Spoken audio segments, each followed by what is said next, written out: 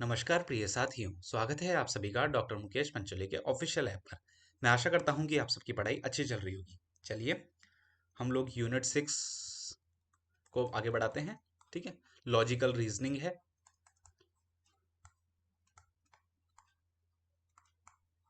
इससे संबंधित हमने इंट्रोडक्टरी क्लास देख ली थी, एक इंट्रोडक्शन देख लिया था। ठीक है, सामान्य परिचय देख लिया था, एक तरीके का इंट्रोडक्शन देख लिया था, परिचय देख लिया था इससे संबंधित। और हमने ये भी स्ट्रेटेजी और अप्रोच भी डिस्कस करी थी एग्जाम की। ठीक है, स्ट्रेटेजी और अप्रोच भी डिस्कस करी थी कि किस तरीके से हम क्वेश्चंस को आगे बढ़ाएंगे। हम लोग अप्रोच क्या रहेगी, मेनली प्रीवियस ईयर क्वेश्चंस या probable questions, previous year questions या प्रोबेबल क्वेश्चंस जो कि एग्जाम में आ सकते हैं। ठीक है, उनके बेसिस पे हम क्वेश्चंस करेंगे।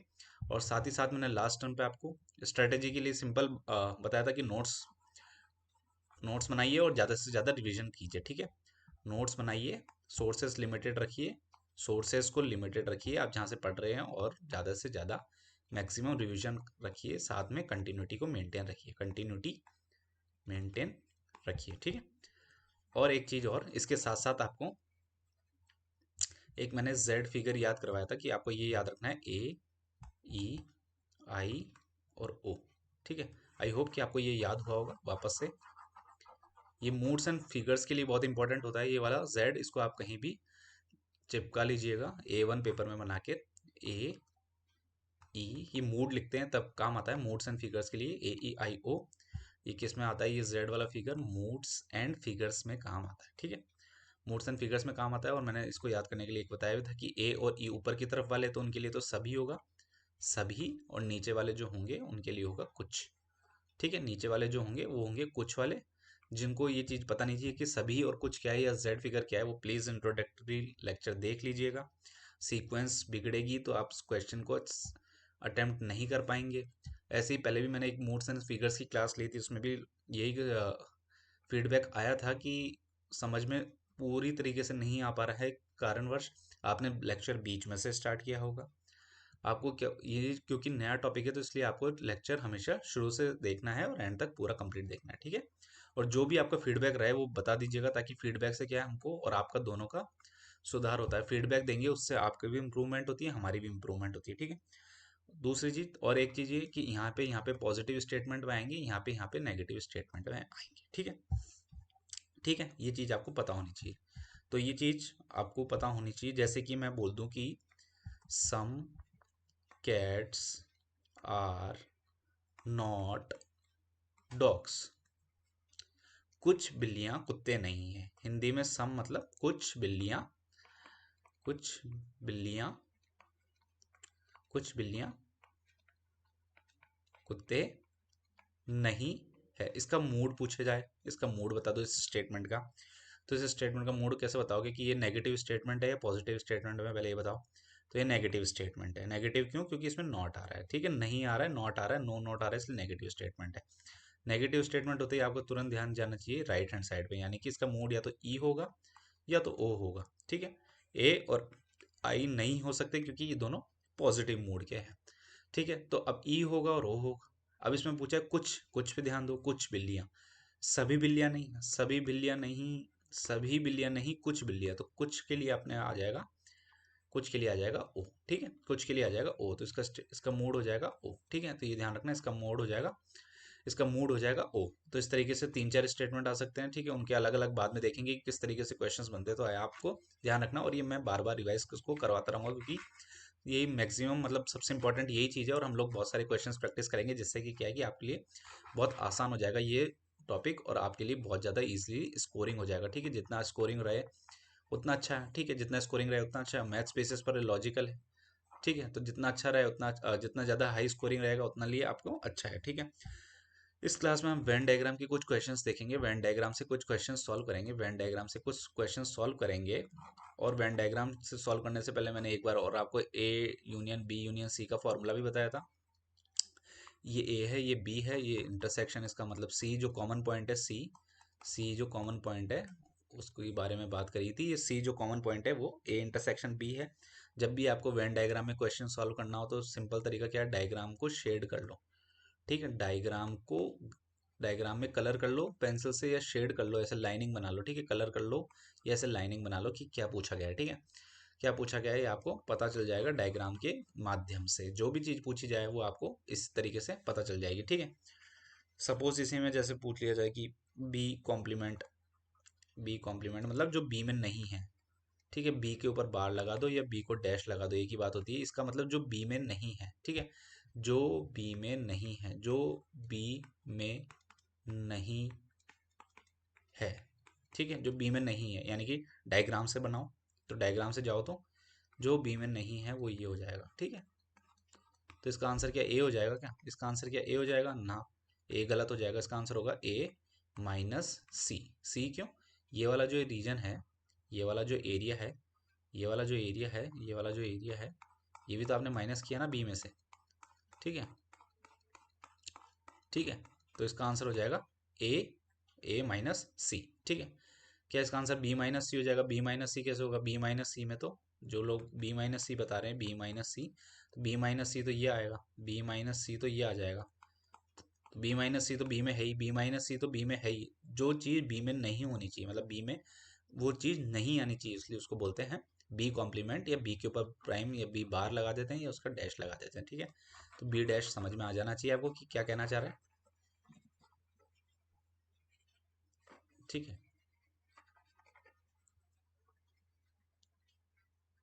चलो फिर आपके लिए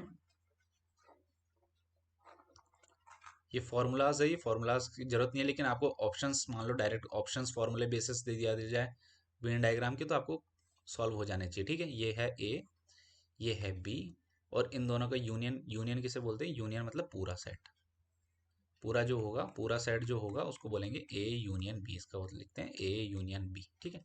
फॉर्मूला क्या होता है ए यूनियन बी का, फॉर्मूला क्या होगा A plus B minus A intersection B, intersection B मतलब ये वाला चीज माइनस कर देंगे, ठीक है। ये कैसे आई थी, ये भी इंट्रोडक्टरी क्लास में बता दिया था मैंने, वो इसलिए क्योंकि ए को पूरा ले लो प्लस बी को पूरा ले लो, लेकिन ये वाला जो एरिया है ये दो दो बार आ गया, ये वाला एरिया तो दो बार आ गया ना, ये इधर भी आ गया और इधर भी आ गया, तो एक बार हटा दो, एक बार हटा दो, दोनों बार हटाओगे तो दोनों बार हटाओगे तो कम हो जाएगा ये, ठीक है, एक बार हटा दो, एक बार तो रखना ही है, तो इसका रख लो या तो इसका हटा दो या इसका रख लो, इसका हटा दो ये एरिया, तो एक हटा दो, यानी कि इसमें से एक, ये इंटरसेक्शन बी हटा दो इसमें से एक, ठीक है। तो ये ऊपर वाला फॉर्मूला बन जाएगा, यानी कि ये वाला आंसर ए यूनियन बी का ये आंसर आ जाएगा, ठीक है।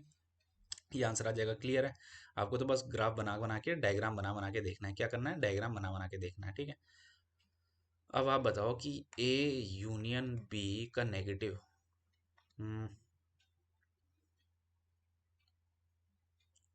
ए यूनियन बी का नेगेटिव बता दोगे क्या, फॉर्मूला ए यूनियन बी का भी बताया, बाहर मतलब नेगेटिव होता है, ठीक है।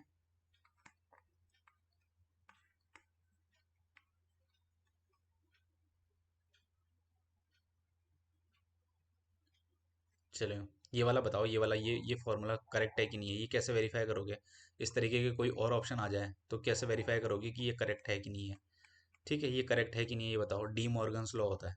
या फिर इसी तरीके से ए इंटरसेक्शन बी का बार देख लो, ए इंटरसेक्शन बी का बार देख लो, ठीक है, ए इंटरसेक्शन बी का बार देख लो तो ए बार यूनियन बी बार। चलो ये वाला बताओ, ये दोनों स्टेटमेंट सही है क्या, इस तरीके के क्वेश्चन आ जाए, क्या ये दोनों स्टेटमेंट करेक्ट है, इनमें से ए या बी कौन सा करेक्ट है, बताओ कौन सा करेक्ट है, कौन सा करेक्ट है, ये बताओ सिंपल, ठीक है।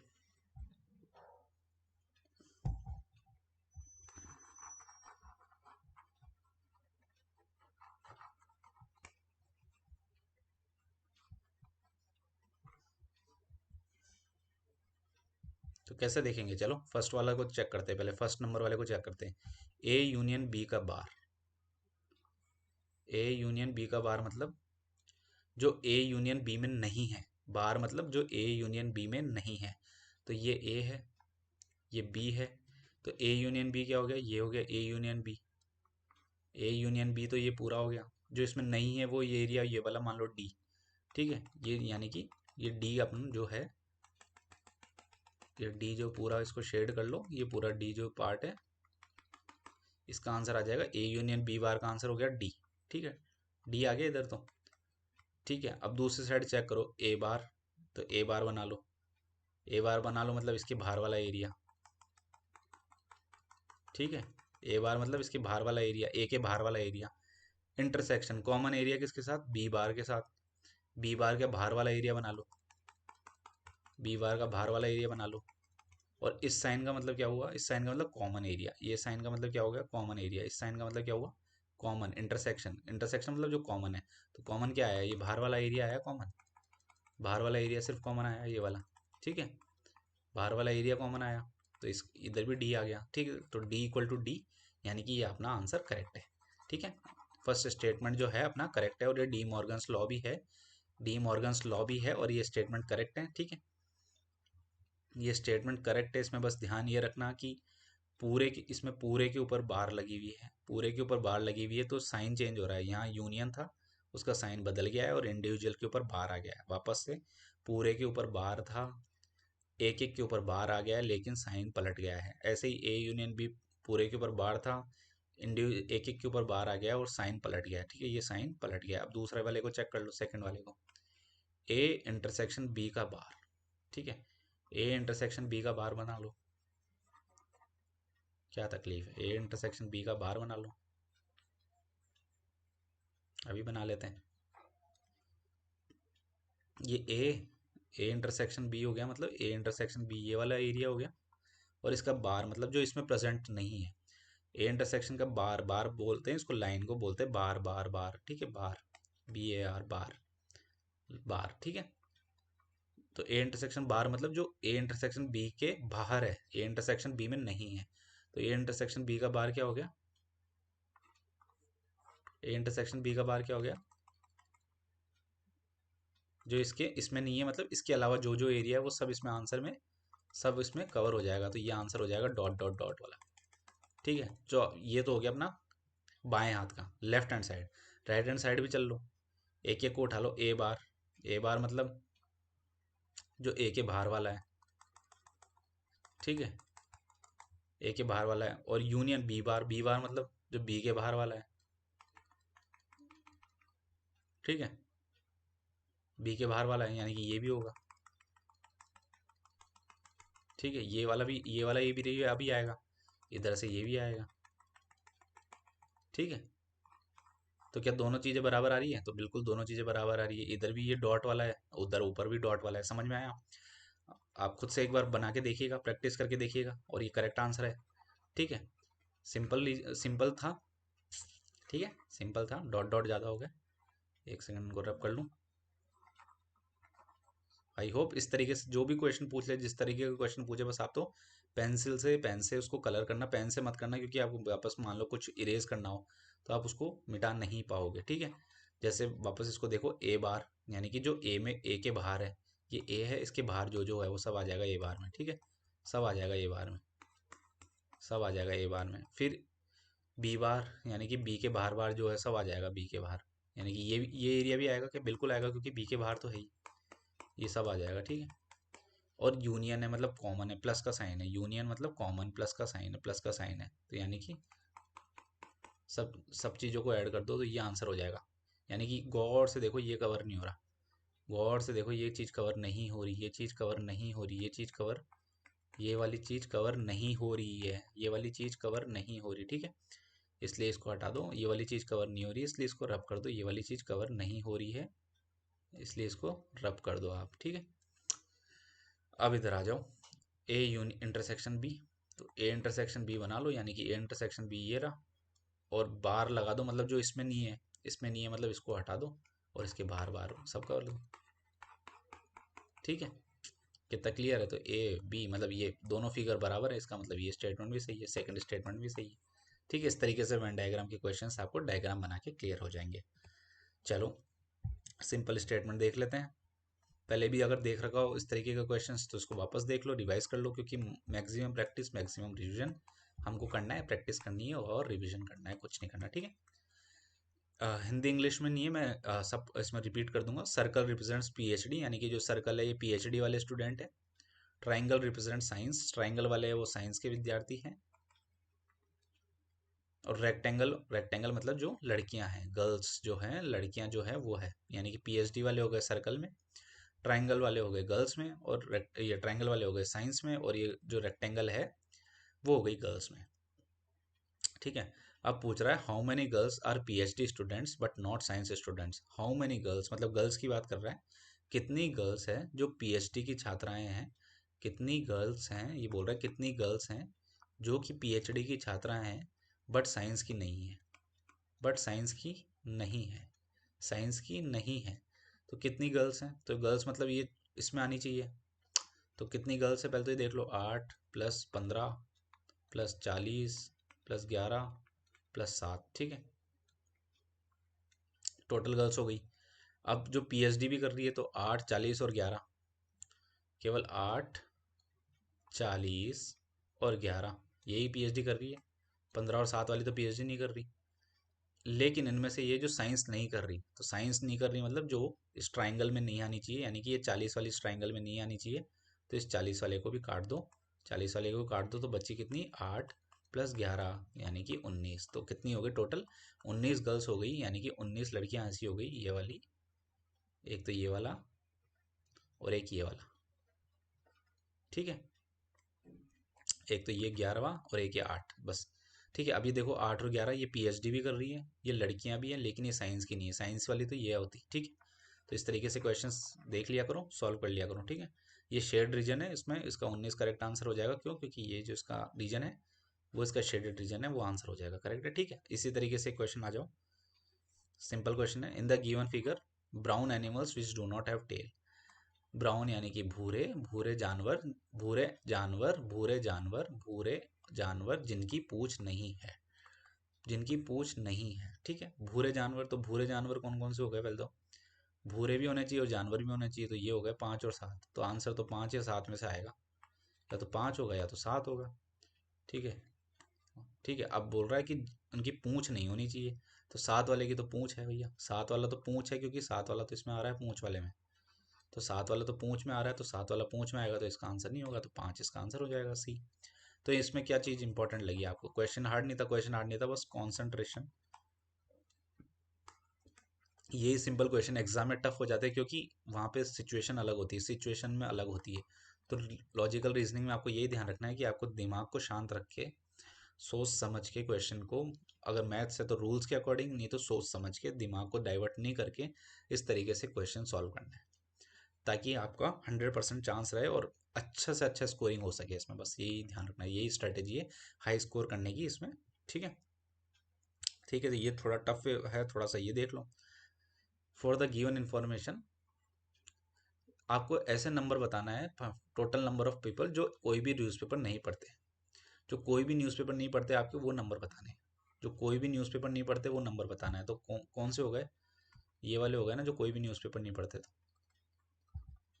कोई भी नहीं पढ़ते वो कौन से हो गए, ये सब, ये सब हो गए,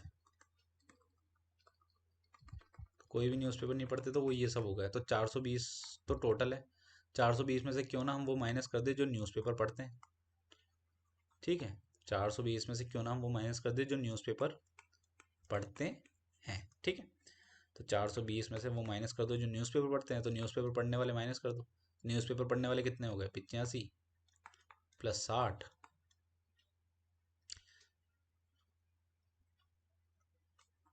85 + 200 -60। अभी तो फॉर्मूला देखा, फॉर्मूला क्यों लगाया, क्योंकि 60 दो दो बार रिपीट हो रहा है, तो एक ही बार रिपीट करना है अपने को, ठीक है। 85 लोग हैं जो टोटल पढ़ते हैं, ऐसा नहीं 85 सिर्फ इतना सा है, ये ध्यान रखना। तो 420 में से ये माइनस कर दो, ये कितना आ गया, 285 - 60, ठीक है। तो 420 में से कितना आ गया, 225 को माइनस कर दो, ठीक है। 420 में से 225 माइनस कर दो, कितना आया, 195, 195 आएगा, ठीक है। तो कैसे आया, समझ में आया कैसे आया, 420 में से मैंने उन लोगों को माइनस कर दिया, मैंने शेडेड रीजन निकाल दिया, ये चाहिए। 420 में से वो माइनस कर दो जो न्यूज़पेपर पढ़ रहे हैं, यानी कि ये वाले माइनस कर दो पूरे। तो ये वाले कितने हैं, तो ये वाले कितने हैं, ये तो 85 + 200 -60, क्योंकि ये दो दो बार आ रहा है, 60 दोनों बार आ रहा है ना, पीछे फॉर्मूला देख ही लिया था, ए यूनियन बी का, A plus B minus A intersection B यानी कि 85 प्लस 200 माइनस 60। ठीक है, ऐसे कर सकते हो।